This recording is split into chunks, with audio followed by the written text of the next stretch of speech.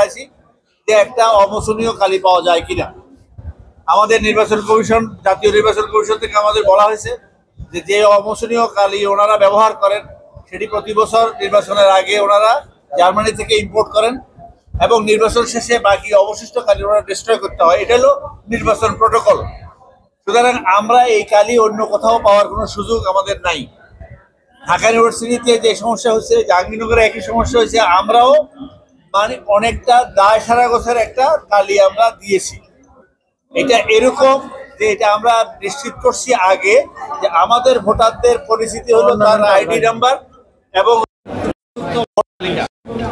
প্রত্যেকটা যেখানে যেখানে গেছি আপনাদের মাধ্যমে, আমাদের এজেন্টদের মাধ্যমে, পোলিং এজেন্টদের কাছে রিকোয়েস্ট করবো যারাই ভোট কেন্দ্রে ঢুকবে তাদের ছবি দিয়া তাদের ভোটারযুক্ত যে ছবিযুক্ত যে ভোটার তালিকা সেখানে তারা নিশ্চিত করবেন he is the genuine voter. এটা হইলে অমোচনীয় কালি এটা আমাদের শিক্ষিত সমাজের জন্য এটা খুব বেশি শোভনীয় নয় আমি মনে করি। কারণ আমরা তো একজনের ভোট আরেকজনের দেওয়ার কোনো সুযোগ নেই।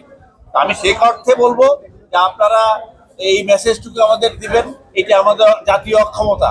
আমরা আমাদের দেশে এর থেকে ভালো কালি আর পাই নাই। আমরা যা পেয়েছি তাই ব্যবহার করছি। যেখানে কালি থাকবে না তাতেও আমাদের কোনো ভোটের সমস্যা হবে না, এবং যেখানে খালি থাকবে না সেখানেও ভোট চলবে। কারণ তার ভোটিং আইডেন্টিটি হলো তার আইডেন্টিটি কার্ড নিজের, এবং একইভাবে হলো তার ওই যে ছবিযুক্ত ভোটার তালিকা।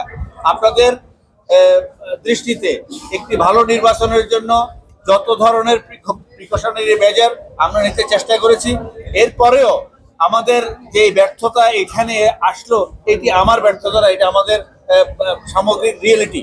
সুতরাং এই অর্থে আপনারা সবার কাছে পৌঁছাবেন যে অমোচনীয় কালিটা এটা আমাদের জন্য এখন আর ম্যান্ডেটরি রইল না। Thank you.